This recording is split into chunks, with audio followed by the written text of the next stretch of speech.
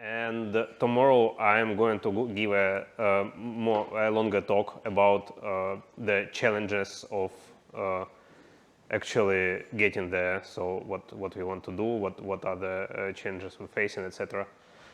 So if you want more nitty-gritty things, so that's for tomorrow. Today the mostly introductory thing. To understand where I'm coming from here, so I'm CTO of P2P.org. It's a pretty prominent staking provider. I'm working there from February 2020. And basically, Lido, the proto design of Lido was the second thing I did on the job, because like it's pretty clear that 2020 was the year the Ethereum staking launches, and it will be the most important thing that will happen this year for proof of stake node operators and maybe ever. So for everyone in 2020, don't know. So I know how staking works. We work a lot on that. We understand the market, the people who stake, the protocols, the infrastructure, etc., etc. So, and I am a co-founder of Lido protocol. We designed and launched it in December, and we are remaining one of the team that maintains the code for it. So yeah, again, I'm kind of know what I'm talking about here. So what is Lido? Lido is a DAO that builds a family of liquid staking protocol for everything basically worth staking, starting with Ethereum. That is our heartland and our headquarters on Ethereum, and that's what me and my team are working on. We've got about 650,000 of Ether as of today in stake, and that's a bit less than 2 billions, depending on the price right now. So $2 billion, I mean. We've got 9 node operators managing that stake and validating here, and it looks like we are continuing growing for now, and that node operators we will increase in the set soon as well.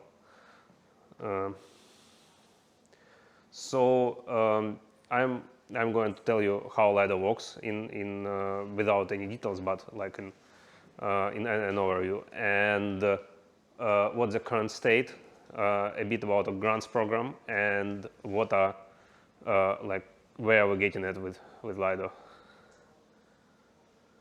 Going to start from the basics, like what is staking.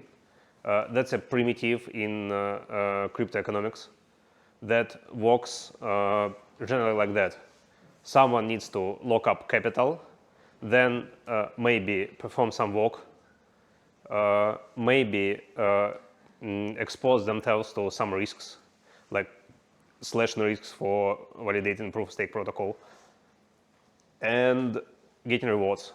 The middle part is optional for cryptonomics design. The most important part is locking up capital.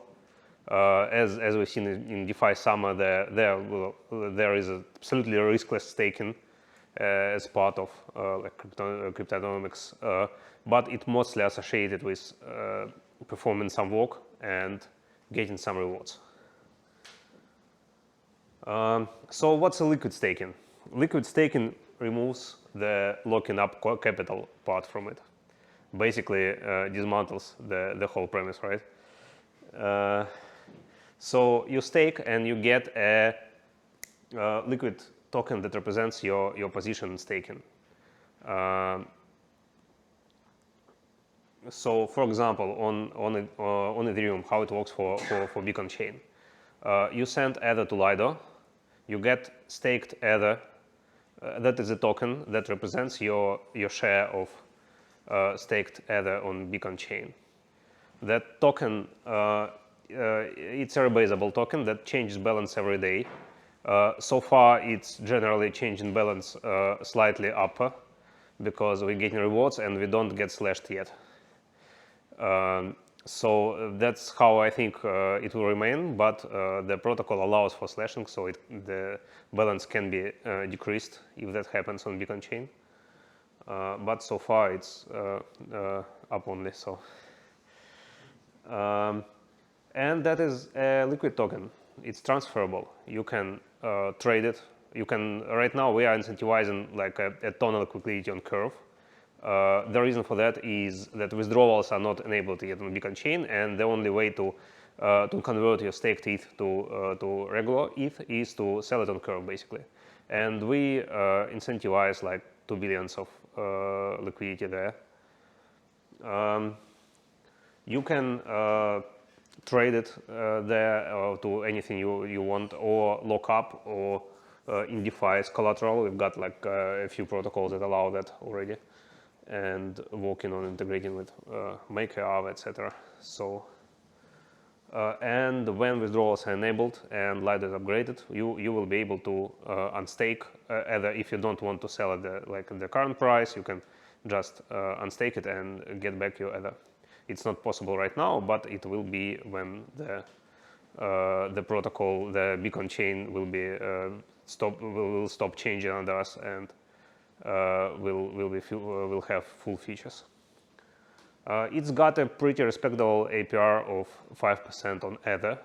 Not much in DeFi is giving it right now, as no lending protocols, no farming. That's probably we are probably the best farm to get APR at scale on Ether, and that is on token that you can put, for example, in collateral. In Maker will be able.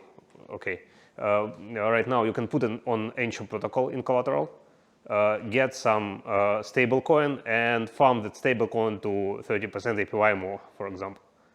So that's a yield under your yield, basically, a base layer of DeFi. So what's good about liquid staking? It's DeFi compatible. It's not in the sense for a user. It's also like regular staking with Ether is at odds with DeFi, because if DeFi opens up better opportunities for Ether than staking, it means that less Ether will be staked, because it's not a good economical rational decision to stake. And with staked Ether, with liquid staking, you can combine these things, and they are not conflicting anymore. So liquid staking, unlike the regular delegated staking that we find in most protocols, has less drives for centralization at validation level.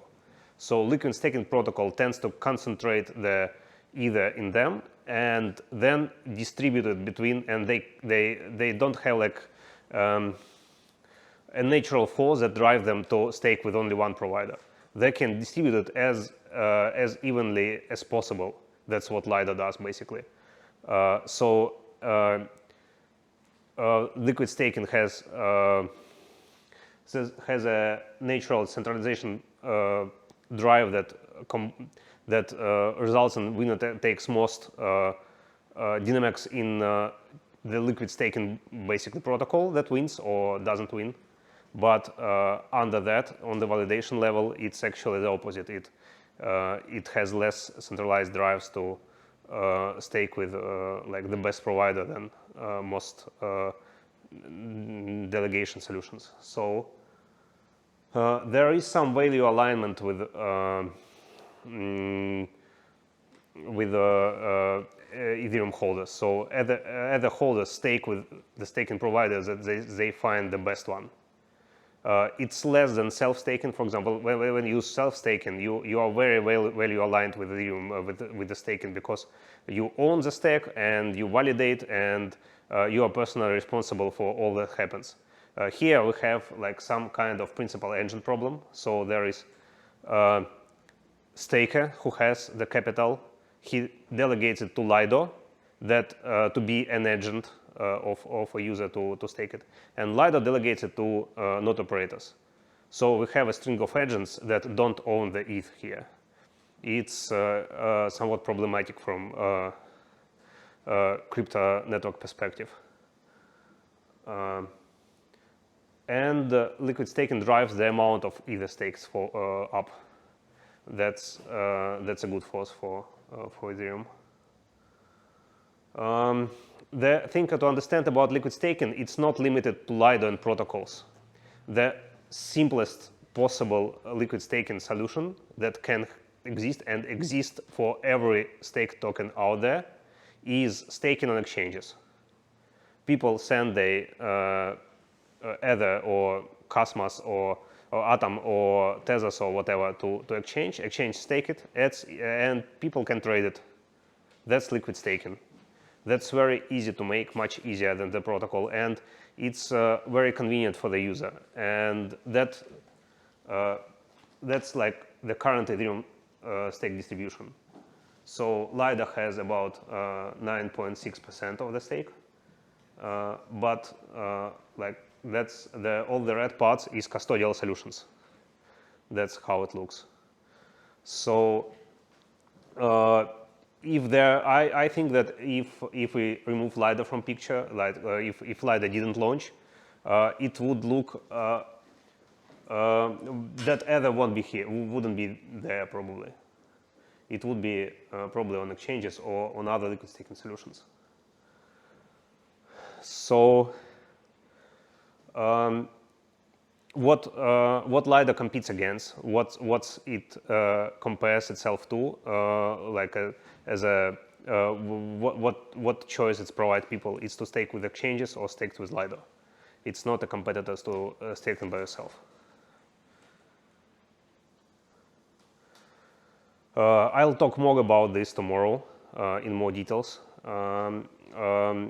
Let's get to something more positive here.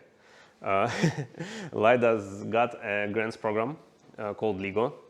The gist of it, it's designed to be extremely lightweighted and frictionless.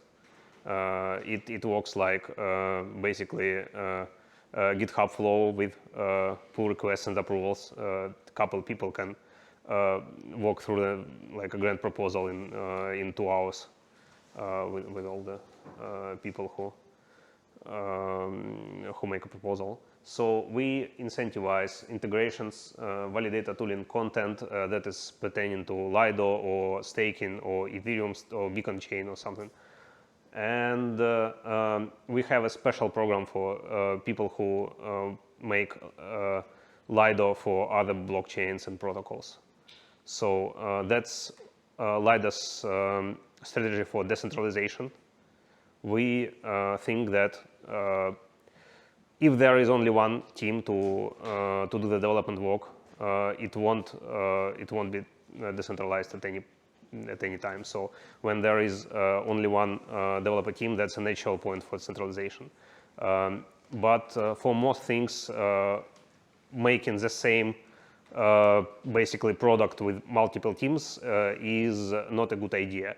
The exceptions here are like blockchain clients and some other things, but for like staking protocols, that's just stupid.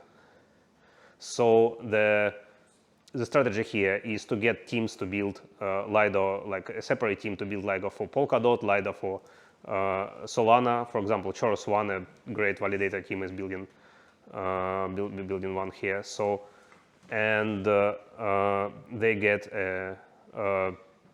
terms on which they do that, like a big grant or revenue share or something like that. And they have a stable business with Lido and are one of the centers of power there.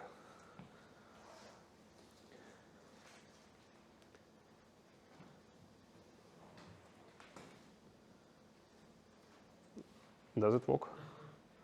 Oh, it's the last slide. Yeah, I didn't say the last. So what's the future for us? We are working right now on more integrations for staked ETH. We are working on further decentralization. Like just recently, we swapped the withdrawal credentials of Lido to execution layer smart contract instead of threshold signature.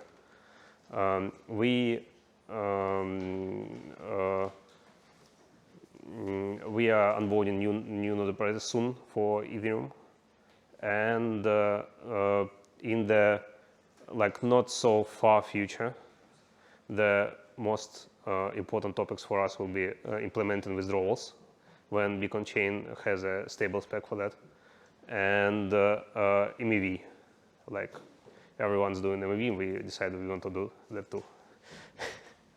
Yeah, when after the match, where the MEV will be extracted by staking pools, and that's something that Lido will probably deep toss in. So that's the plan. Thank you.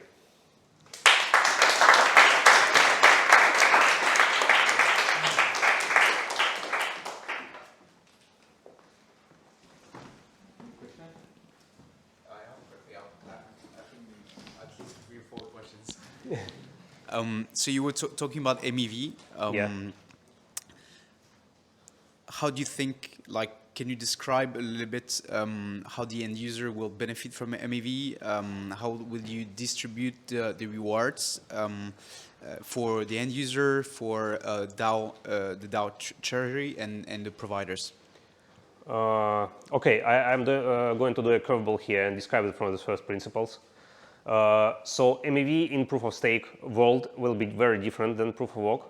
The reason for that is that proof of stake is basically Ethereum holders deciding how to validate, how to compose blocks.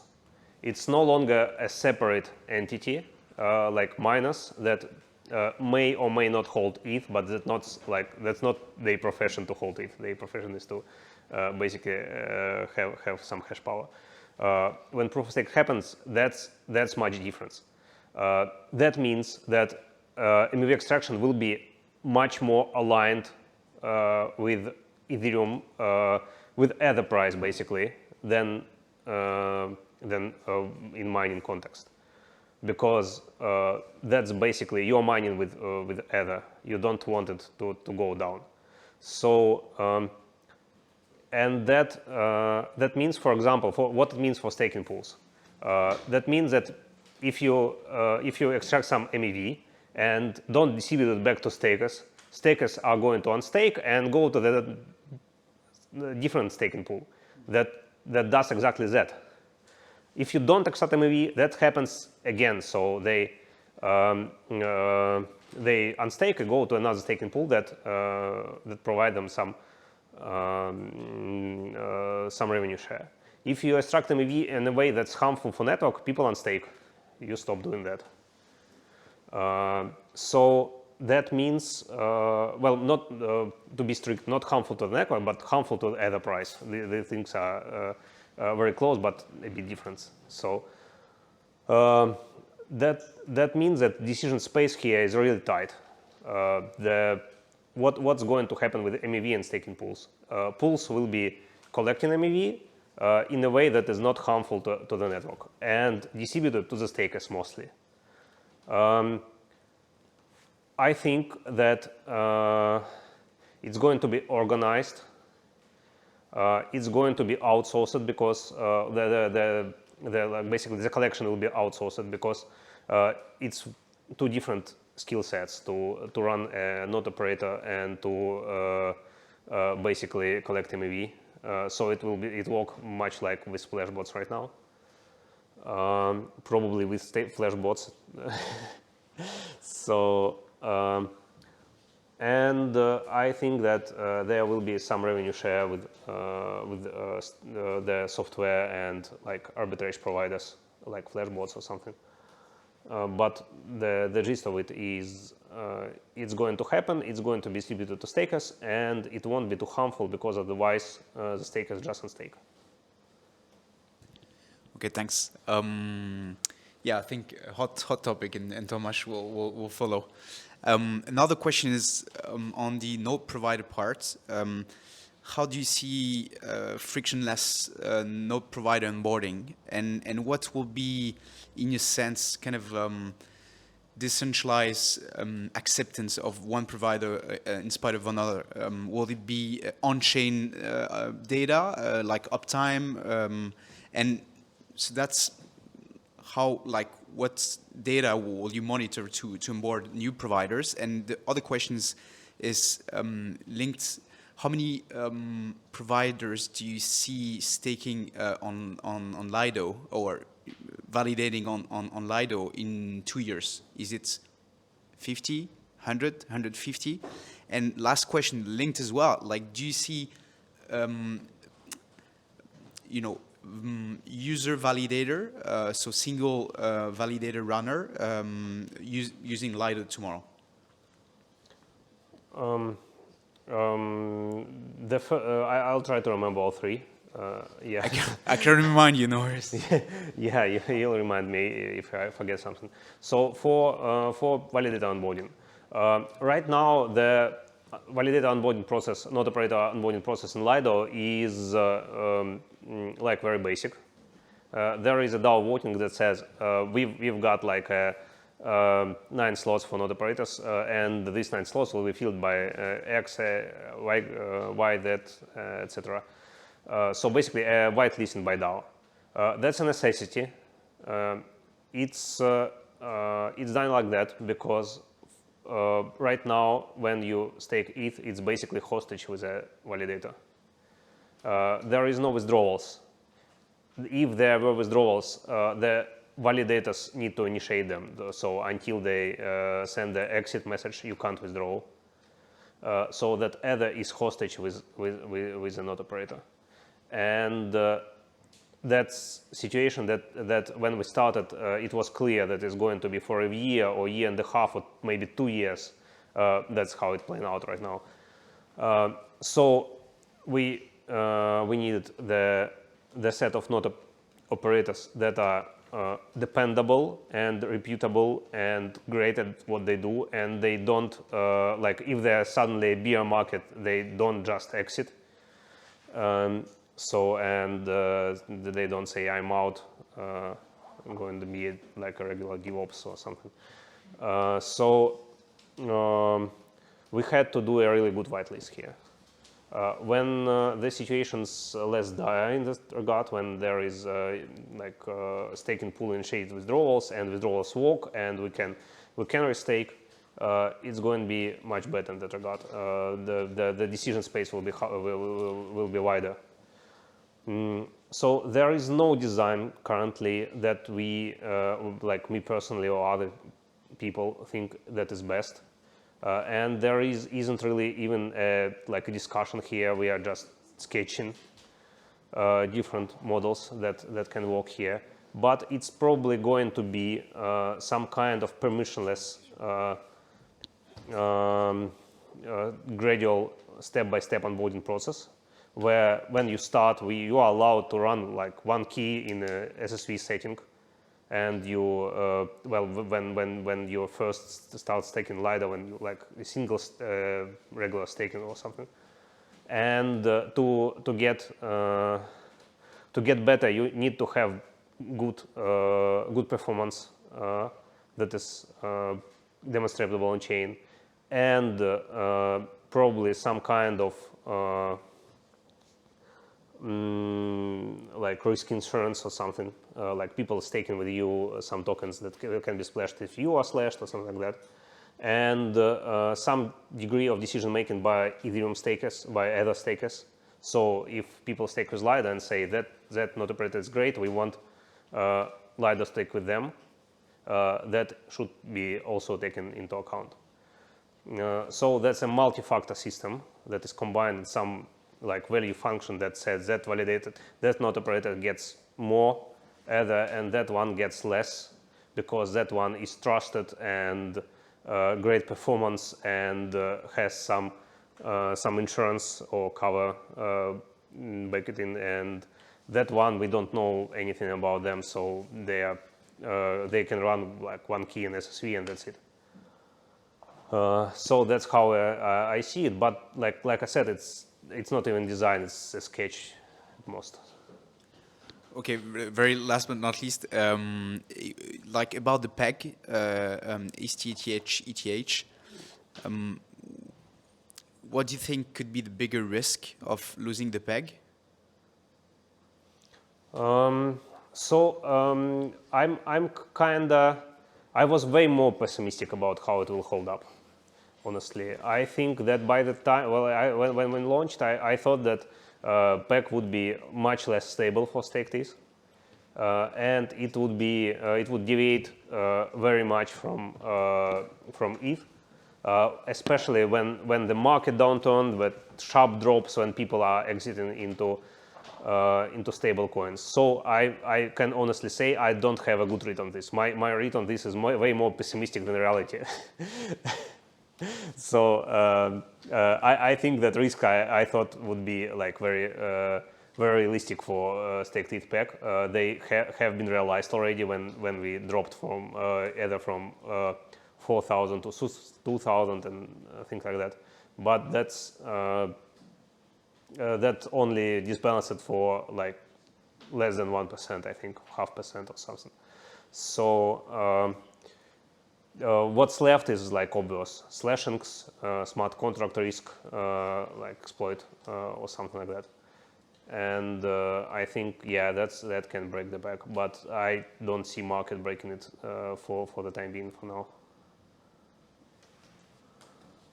I have a question by a show of hands. How many people are using Lido as of now? Okay, so we've got about maybe 10% of the room.